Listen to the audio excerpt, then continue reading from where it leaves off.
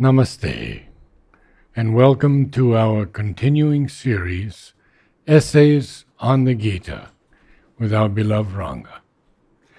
We are on page 63, the Creed of the Aryan Fighter, beginning with the line, "Even if the truth of our being were a thing less sublime." Before we read the para, I remind you of what he has said in the earlier, so that we get the sense of continuity. So, in the previous para, he is explaining to Arjuna, Sri Krishna is explaining to Arjuna, that there is nothing to feel, to have despondency and sorrow. There is no need for sorrow, because you are not, the body is something which is anyway going to die. But the soul you cannot even touch. It is not subject to death. It is immortal. You cannot, weapons cannot injure it or kill it. The wind cannot dry it. The water cannot wet it. The fire cannot burn it. It is immortal. That's what he has already explained. So now this is the soul of man. Now somebody is saying, so the soul lives forever. So what are you? You are identifying yourself only with the body and saying that they will be killed and that's the end of the person. That's not true at all. Okay, so now I have to chime in. Yeah. Because I've been through so much sorrow in my life. Okay. Having lost the most beautiful being I had ever met, and I had to go through some years of sorrow. So obviously I'm in the lowest plane of existence. It's And- not. Okay. Go on. Can you answer some of No, that? it's not that. This is something that happens to everybody. High philosophy does not affect the vital. Okay. Okay. The truth is not acceptable to the vital very easily. This is the truth. But what you are really feeling sorrow for, the loss of the contact with the person. So if you have a contact with the person even after death, there will be no sorrow. But because there is a loss with the person, and you should not be sorrowing for the person who is dead, because the soul is in a beautiful place. Yes, I agree with all of that. Yeah, these are all theories which make no difference to the vital.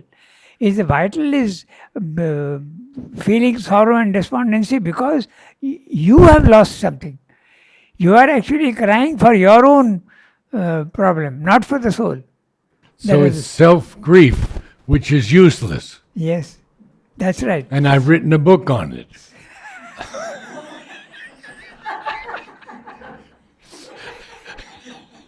Yeah. That's right. Philosophy makes no difference to. In fact, we all know what the truth is. But do we follow it? We don't.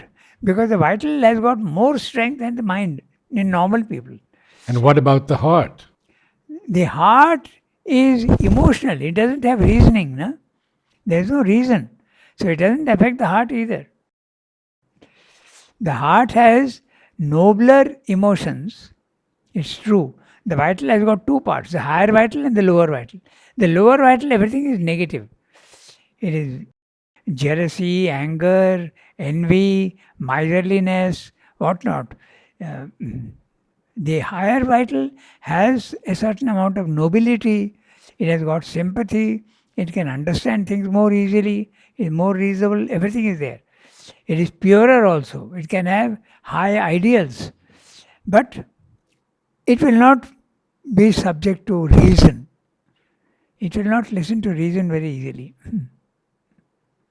So all this is reasoning and telling you that the truth is something very high. Now he's telling Arjuna this. Pardon? He is telling Arjuna this. Yes. And Arjuna is already in a higher state. No, not yet. Well, not yet, but he will be. He will In fact, be. he will make him Okay. go to a higher level. All right, agreed. Agreed.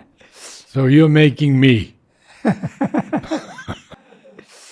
So this is what has been explained. So now he is going one step more and he is saying that even if the soul is not what I have described it to be, even if the soul is not immortal, okay, not infinite, even then you don't need to grieve. So we'll read that para now and see what he has to say. Even if the truth of our being were a thing less sublime, vast, intangible by death and life, if the self were constantly subject to birth and death, still the death of beings ought not to be a cause of sorrow. For that is an inevitable circumstance of the soul's self manifestation. Its birth is an appearing out of some state in which it is not non existent but unmanifest to our mortal senses.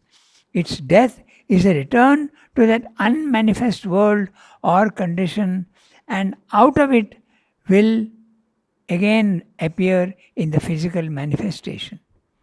The to do made by the physical mind and senses about death and the horror of death, whether on the sick bed or on the battlefield, is the most ignorant of nervous clamors. Our sorrow for the death of men is an ignorant grieving for those for whom there is no cause to grieve, since they have neither gone out of existence nor suffered any painful or terrible change of condition, but are beyond death, no less in being and no more unhappy in that circumstance than in life. But in reality, the higher truth is the real truth. All are that self, that one, that divine, whom we look on and speak and hear of as the wonderful beyond, as the wonderful beyond our comprehension. For after all our seeking and declaring of knowledge and learning from those who have knowledge, no human mind has ever known this absolute. No human mind has ever known this absolute.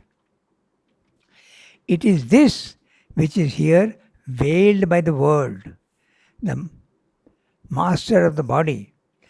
All life is only its shadow. The coming of the soul into physical manifestation and our passing out of it by death is only one of its minor movements. When we have known ourselves as this, then we speak of ourselves as slayer or slain is an absurdity. When we have known ourselves as this, then to speak of ourselves as slayer or slain is an absurdity. One thing only is the truth in which we have to live. The eternal manifesting itself as the soul of man in the great cycle of its pilgrimage with birth and death for milestones, with worlds beyond as resting places, with all the circumstances of life, happy or unhappy, as a means of our progress and battle and victory, and with immortality as a home to which the soul travels. So how could anyone disagree with that? But 90% of the world's literature, its most beautiful poetry, most beautiful art, most beautiful music, is then useless.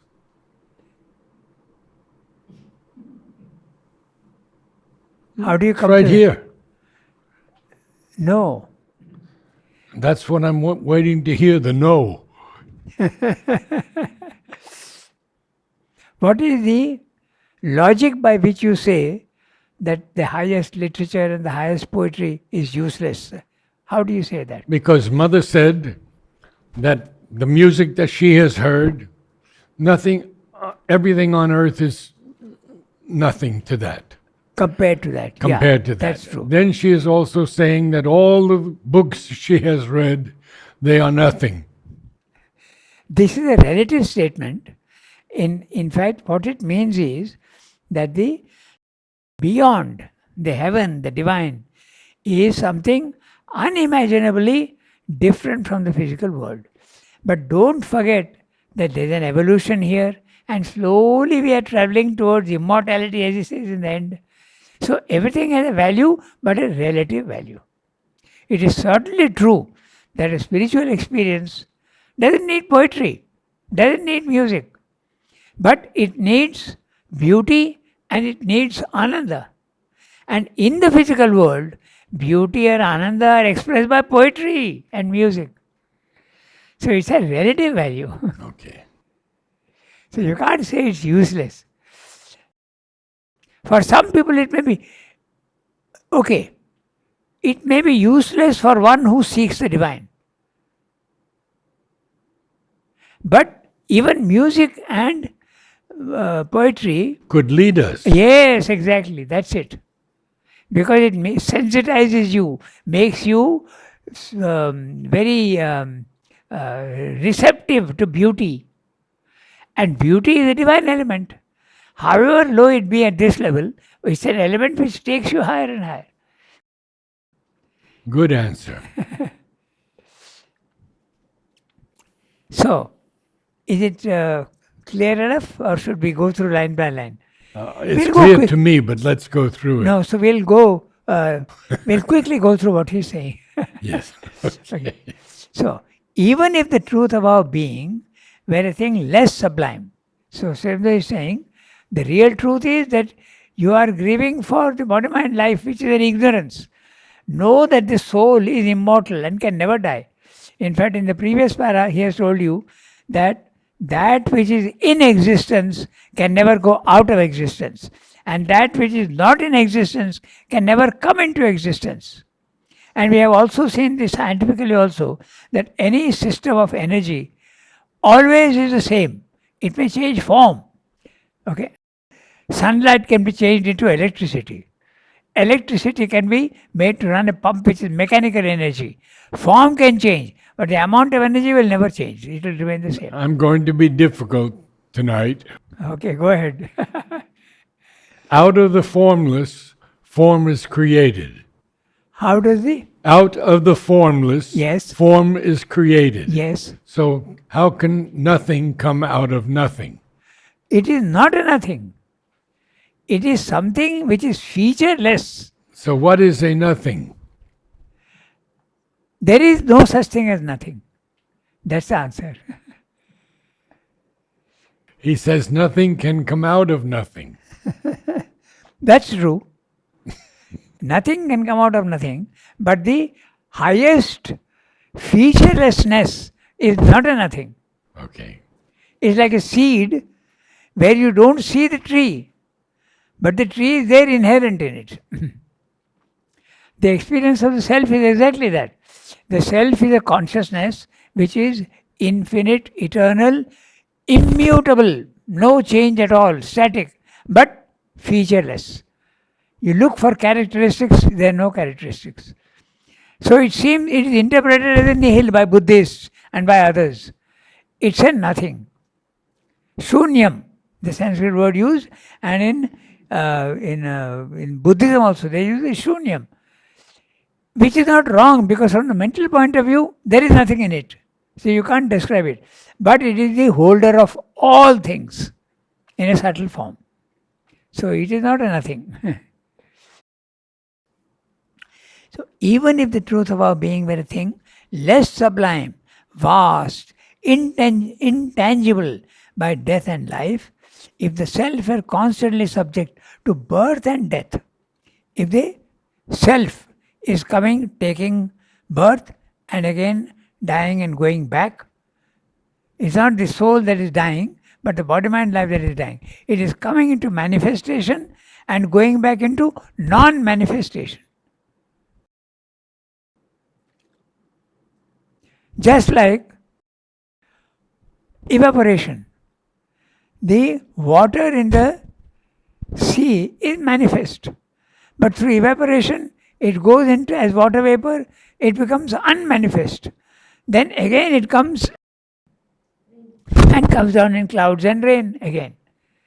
So exactly the same process is followed for everything.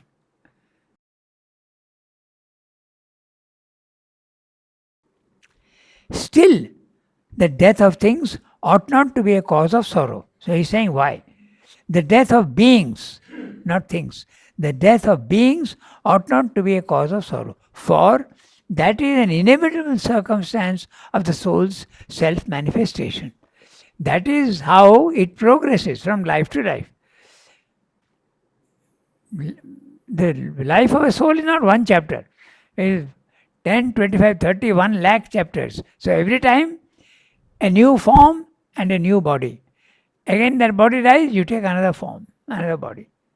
Lives. And through all these lives, it is progressing, going towards immortality. That's what he's saying. For that's an inevitable circumstance of the soul's manifestation. Its birth is an appearing out of some state in which it is not non-existent but unmanifest to our mortal senses. Its death is a return to that unmanifest world or condition, and out of it, it will again appear in the physical manifestation. So you can see that Sri Ranganath repeated it again twice. This is a thing which he does again. Okay? And out of it, it will appear again in the physical manifestation. So the to-do made by the physical mind, the to-do is the fuss that you make. You make a lot of fuss, so that's a to-do. Okay? So it's a colloquial term actually for commotion, bustle. Okay, that's what it means. The colloquial. The to-do made by the physical mind and senses about death and the horror of death, whether on the sick bed or on the battlefield. He is adding that, telling Arjuna that don't think that dying on the battlefield is worse than on a sick bed. It's the same. Okay. On sick bed or in battle is the most ignorant of nervous clamors. Now he says here, physical mind and senses. Yes. But you have said vital. No. In this context, when the vital that feels the sorrow. Okay. So, when he's saying nervous clamor, the word nervous implies physical vital. Physical vital. The physical vital is the nerves. And here in this case, you remember Arjuna's nerves, he's trembling. Shaking, yeah. We have discussed this earlier also. When you get disturbed, when you get angry, you will see some people actually trembling. It's not it does happen. If you are very highly disturbed, there is a shaking in the body. So it's a physical thing. Physical nervous clamor. Our sorrow for the death of men is an ignorant grieving for those for whom there is no cause to grieve, since they have neither gone out of existence nor suffered any painful or terrible change of condition, but are beyond death, no less in being and no more unhappy in that circumstance than in life. So here, one thing is not mentioned, which is now very commonly known, that the soul that leaves the body is in utter peace and happiness. The condition, when you are in the body has your illnesses, pains, okay? All these things affect because you are identified with the body. But when you have gone out of the body, when the death occurs of the body, the soul has gone out of the body. And when it goes out of the body, it is free of the pain and suffering of the physical. Okay, here I am again. Okay, go ahead. You are in a good mood today. They speak of the vital worlds that the soul has to face sometimes with great difficulty. Yes. How is it free of pain? That depends on the condition of the soul. That's true. It depends on the condition of soul. If it is attached still to the physical world, normally when the soul comes out, in sufficiently developed people, there is no strong attachment. It is rare. And in fact, if there is a strong attachment, then the vital does not leave the vital world. The individual vital does not leave the vital world. It hovers there for a long time. And sometimes it can even be seen by the senses. That's a ghost phenomena. So I, who love the earth so deeply may want to hang on? There are people who want to hang on, yes. In fact, they don't want to die, na? Yeah. Srivastava uses his argument for showing that all life is actually bliss and not pain. He says, if that were so, why do people cling to life? Yeah. Yeah. He uses that in the argument in the Right. Life Divine. Right. There is a clinging to life. I told you once I had a colleague in the press, and he developed a blood cancer. What is it called? Leukemia. That's right. And he knew he is going to die. I went to see him in the hospital. And pitiably he is telling me, I don't want to die. I don't want to die. I'll never forget that. And there's nothing I can say to give him comfort. Because I know he is going to die. He is identified with the body. That is why in the Gita also it is said that at the moment of leaving the body, if your consciousness is attached not to the body, mind, life, but to the divine, you will live in absolute peace and calm and quiet. Good. At the last moments of your life, you should remember the divine. And that also is the very approximately the idea in the Christian world of absolution. Na? Just before death, the priest comes and Yes. gives you, what is it Good called? point. Good Yeah. point. Last rites. That's the idea. Last rites. Last rites, okay. Including the certificate for going to heaven. Yes. They do that. So we have seen, and many people, all near-death experience shows that when the soul leaves the body and goes out, it's in a state of very great happiness and peace, and you feel love. And the word used by everybody, almost everybody, is unconditional love. So the soul that has left is in great peace. So the Christian theology is totally wrong about purgatory? Purgatory exists for the soul. It is not purgatory as we understand it. It is the vital world. There is no purgatory. There is the vital world and the physical world and the vital world in which the soul can suffer pain to such an extent that you think you are in purgatory. There is purgatory for the individual soul, not for everybody. In fact, the other day I was watching a very interesting video, and for the first time, it was a person who had a near-death experience. She goes, and because of her quality of life, she had to meet all sorts of horrible experiences. Then she came back again into the physical world, and she remembered. For her, it was not a happy experience, but this is rather rare. It's not common. 90% of the time, the one who leaves the body and comes back gives you a report that it's a very, very happy condition. So there's nothing to... I also told you about one lady who was in the ashram. She was running the boarding, and she had suffered a lot. She lost her husband, she lost her daughter, and when she came here, she was looking after the boarding, small children, 15 or 20 of them. And she used to say, look at Mother's grace. I lost my own son, but now she has given me 20 sons. She used to say that. She also died of leukemia. But she was a very fine lady. And when her daughter had died, she tried to contact her daughter through mediums. Okay? There are people who can put you in contact with them. And her daughter told her very clearly, Ma, don't call me. Mother in Bengali. Ma, amake dekho na. Don't call me because it gives me pain. Because my journey is to go up and up from the physical to the vital to the mental and to the psychic world. But you are stopping my progress by pulling me back. So don't grieve for me and don't call me. She told me this herself. So the soul that leaves the body, there is nothing to grieve for. We are actually grieving for our own loss.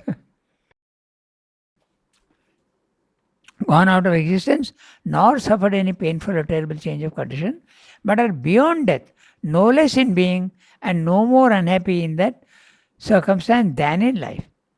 But in reality, the higher truth is the real truth. The higher truth that the soul is immortal, not subject to life and death.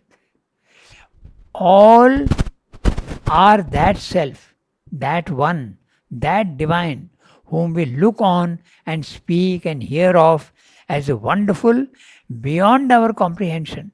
For after all, our seeking and declaring of knowledge and learning from those who have knowledge,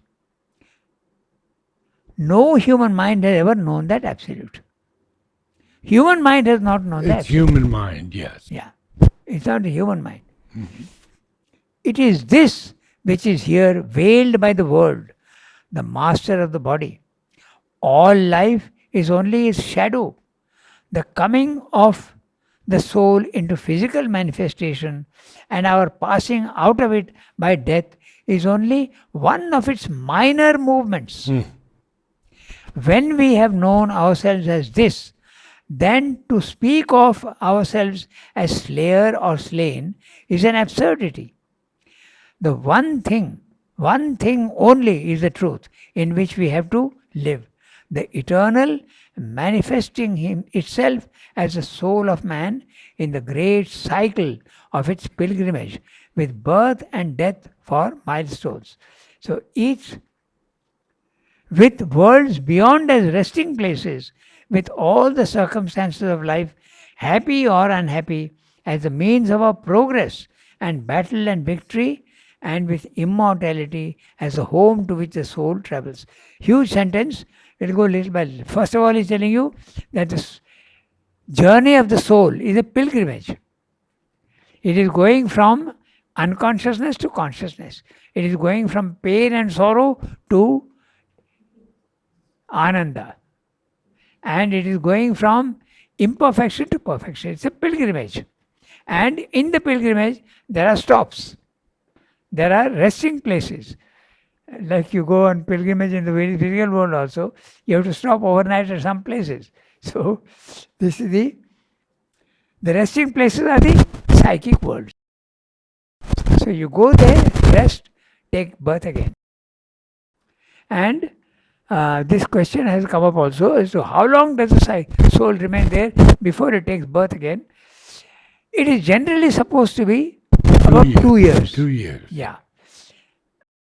But it is generally supposed to be, it need not be like that. It can be, in fact, it can be immediate.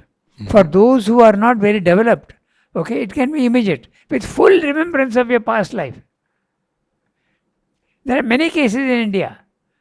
Even recently there have been 2-3 cases where a child of 10 or 11, he goes to the village where he was. He gives the name of the village. He gives the name of the shop that belonged to him.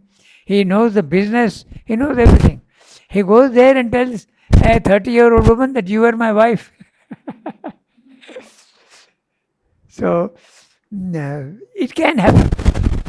Immediate remembrance of past life can happen for those who are not very developed. Because you go to the vital world and come back again. For those who are not very developed. What about those who remember many past lives? That is at the highest level you remember everything. At the highest level. But at the lowest level, you can come back. If your attachment is too strong, then you can come back from the vital world. This is something that is an important way to remember. Depending at your level, okay, the animal soul never goes beyond the vital. It comes back from the vital world.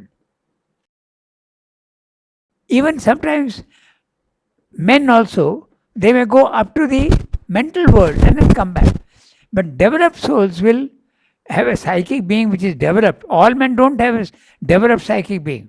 So that psychic being will go into the psychic world, shedding one by one body, vital, mind, and then goes there, takes rest, reviews his life and takes birth again. You were asking something? Yeah, when mother says that the cat was ready for human birth. That means it's very highly developed cat. It would go down again? No, not necessarily. It may be ready for a human birth. Yeah.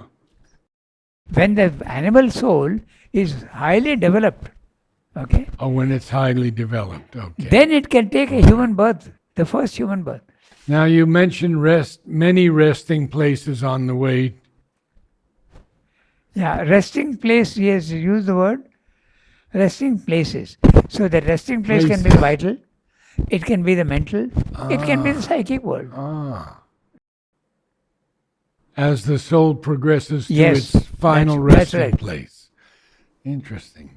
Okay. The animal soul never goes beyond the vital. It goes up to the vital because that's what it's capable of. It doesn't have mind. How can it go into a mind plane?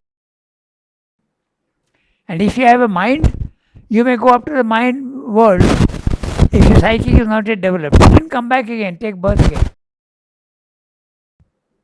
Depending on the development of the being. So, with all the circumstances of life, happy or unhappy is a means of progress. So, this is another thing that we must remember.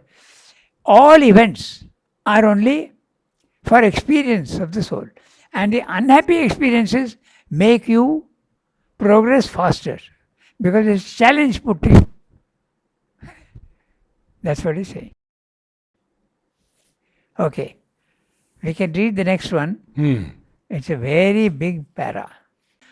Therefore, says the teacher, put away this vain sorrow and shrinking. Fight, O son of Bharata. But wherefore such a conclusion? Now Srinath is asking. So, but wherefore such a conclusion? The conclusion, why should he fight? Okay. This high and great knowledge, this strenuous self-discipline of the mind and soul, by which it is to rise beyond the clamor of the emotions and the cheat of the senses to true self-knowledge, may well free us from grief and delusion. It may well cure us of the fear of death and the sorrow for the dead. It may well show us that those whom we speak of as dead are not dead at all, nor to be sorrowed for, since they have only gone beyond. It may well teach us to look undisturbed upon the most terrible assaults of life and upon the death of the body as a trifle. It may exalt us to the conception of all life circumstances as a manifestation of the One and as a means for our souls to raise themselves above appearances by an upward evolution until we know ourselves as the immortal spirit. But how does it justify the action demanded of Arjuna and the slaughter of Kurukshetra? That's what he's asking. The first question also he asked that. Okay, Sri Krishna is telling, therefore put away your sorrow because you're not going to kill anybody. The soul will remain. But fight. So Srivadeva is asking now, okay, put away the sorrow. But why fight? So now he will explain that. But how does it justify the action demanded of Arjuna and the slaughter of Kurukshetra? The answer is that this is the action required of Arjuna in the path he has to travel. Then this is his destiny. So he has to fulfill his destiny. It has come inevitably in the performance of the function demanded of him by his Swadharma. We have discussed this also earlier and we will discuss it after finishing the paragraph. Okay? What is Swadharma and Swabhava? His social duty, the law of his life and the law of his being. This world, this manifestation of the self in the material universe is not only a cycle of inner development but a field in which the external circumstances of life have to be accepted as an environment and an occasion for that development. It's a world of mutual help and struggle, not a serene and peaceful gliding through easy joys is the progress it allows us. But every step has to be gained by heroic effort and through a clash of opposing forces. Those who take up the inner and the outer struggle, even to the most physical clash of all, that of war, are the Kshatriyas, the mighty men. War, force, nobility, courage are their nature. Protection of the right and an unflinching acceptance of the gauge of battle is their virtue and their duty. For there is continually a struggle between right and wrong, justice and injustice, the force that protects and the force that violates and oppresses. And when this has once been brought to the issue of physical strife, the champion and standard bearer of the right must not shake and tremble at the violent and terrible nature of the work he has to do. He must not abandon his followers or fellow fighters, betray his cause, and leave the standard of right and justice to trail in the dust and be trampled into mire by the blood-stained feet of the oppressor, because of a weak pity for the violent and cruel and a physical horror of the vastness of the destruction decreed. His virtue and his duty lie in battle and not in abstention from battle. It is not slaughter, but non-slaying, which would be here the sin, which would here be the sin. So, this is a direct contradiction of the theory of non-violence. Somebody is saying, when you see violence, and he also dealt with it earlier, if you remember, I'll just go through it. So, he says that if you don't resist the oppressor, it can get even worse. So you have to stand up and resist it. In fact, that's what Gandhi said for Hitler. He said that the British should surrender to him. He really said that. And Sri Aurobindo said it would set the world back thousands of years. Absolutely. So you have to stand up and fight. Are there fellow fighters with Arjuna? He mentions fellow fighters here. Followers or fellow fighters? Yeah. His fellow fighters, the soldiers are fighting with him. That's what he means. They will be with Arjuna. Yes. In fact, there is a huge army of Pandavas. They're all waiting. He is the leader. He is the protagonist of the whole fight. Okay. So, it's a very interesting paragraph and we'll have to look at therefore, says the teacher. The word therefore implies, I've told you that you can't kill anybody. You can't kill the soul. So why are you grieving? You're grieving for the body. But that's nothing. In any case, the body is going to die. So you don't need to sorrow for it. Put away this vain sorrow and shrinking. Fight, O son of Arjuna. Now Srimad is asking the question, but wherefore such a conclusion? Where does the fight come from? Which he repeats again. So, now this conclusion. This high and great knowledge, this strenuous self-discipline of the mind and soul, by which it is to rise above the clamor of the emotions and the cheat of the senses. The senses are cheating you. You are not seeing the reality. You are seeing only the appearance and thinking it is real. You are being cheated. To true self-knowledge may well free us from grief and delusion. So, if you get that knowledge, if you realize that knowledge, you will not get grief and delusion. It may well cure us of the fear of death and the sorrow for the dead. In fact, all the cases of near-death experiences, they lose fear of death because they know what death is now. It's a beautiful experience. So they lose completely the fear of death. But those who have not experienced it in this life, there is fear of death. And the sorrow for the dead. It may well show us that those whom we speak of as dead are not dead at all, nor are to be sorrowed for, since they have only gone beyond. Not in the physical world, but beyond the physical world. It may well teach us to look undisturbed upon the most terrible assaults of life and look upon the death of the body as a trifle. So there you are. So the most terrible crimes and the worst assaults of life upon the death of the body as a trifle. You think of the Second World War and then all the cruelties that were done there. So you would look at it a totally different way if you were in a higher consciousness.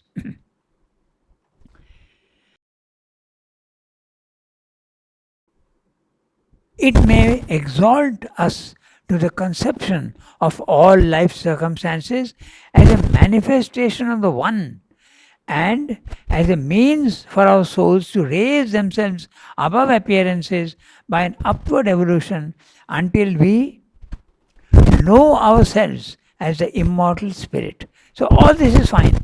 You can definitely profit and get knowledge if you go to another level of consciousness. But why should you fight? That's the question that is asking again.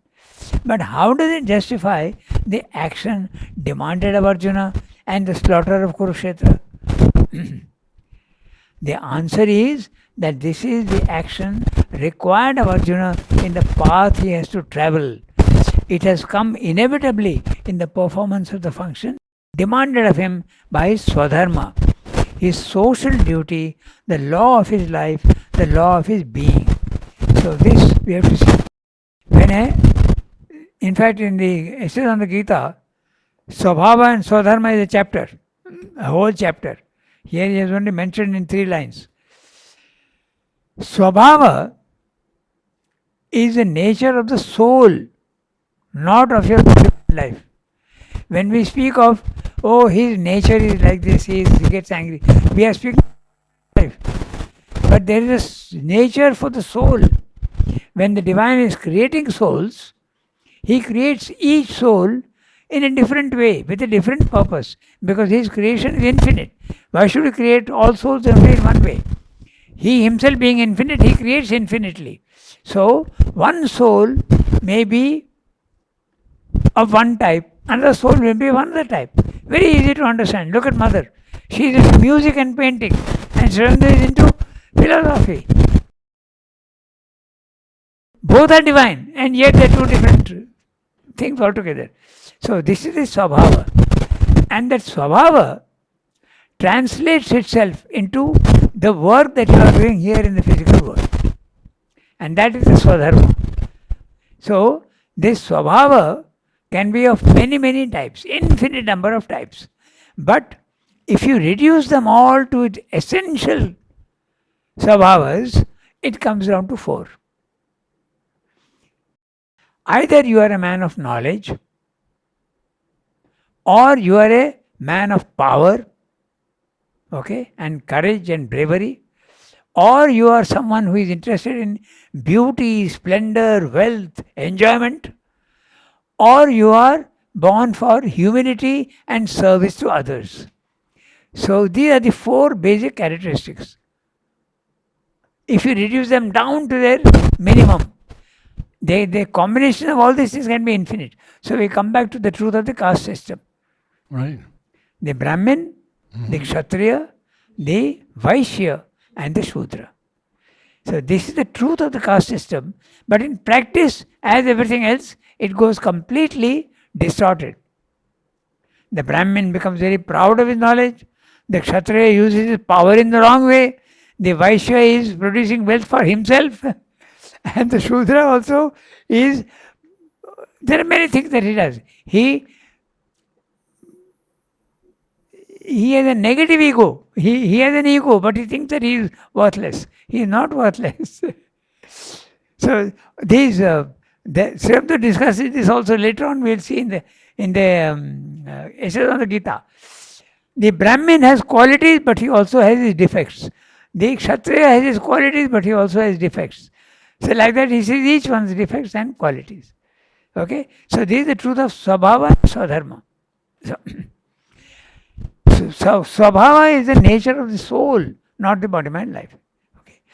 His social duty, the law of his life, and the law of his being. This world, this manifestation of the self in the material universe is not only a cycle of inner development, but a field in which the external circumstances of life have to be accepted as an environment and an occasion for that development. We should see all events as goads, as impulsions towards the truth, pushing you to do the right thing. If there is no difficulty in life, you will stay put where you are. You will not progress. Why should you? I am very happy. Comfort zone. But if there is a difficulty, the man who has some personality will say, no, I don't want this difficulty. He'll face it and conquer it. So it makes you progress. so, so he says, it's a world of mutual help and struggle, not a serene and peaceful gliding through easy joys. Look at Sundara's language. Gliding through easy joys. It's not that at all. It's a progress and easy joy is the progress it allows us. But every step has to be gained by heroic effort and through a clash of opposing forces. The clash of opposing forces in the physical world is the dualities. To everything there is an equal and opposite truth. Those who take up the inner and the outer struggle, even to the most physical clash of all, that of war, are the Kshatriyas. And Arjuna is a Kshatriya, and he has to fulfill his Swadharma. But he is not doing that. So he has to do that. The mighty men, war, force, nobility, courage are their nature.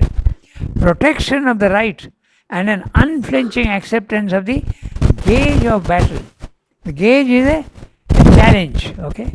Something thrown down as a challenge, like a club. Sometimes when you challenge someone, you throw down your club. So, the gauge of battle is the challenge of battle. Is there right and is there virtue and their duty? For there is continually a struggle between right and wrong, justice and injustice, the force that protects and the force that violates and oppresses. And when this has once been brought to the issue of physical strife, the champion and standard bearer of the right must not shake and tremble at the violent and terrible nature of the work he has to do. He must not abandon his followers or fellow fighters, betray his cause, and leave the standard of right and justice to trail in the dust and be trampled into mire by the blood-stained feet of the oppressor. Because of a weak pity for the violent and cruel, a physical horror of the vastness of the destruction decreed. His virtue and his duty lie in battle and not in abstention from battle. It's not slaughter, but non-slaying which would here be the sin. So you would be doing your duty and you would be creating a worse, because the oppressor will become even worse. And the wrong in the world will increase. So you have to stand up and fight. Wonderful. Thank you, Ranga. Namaste all.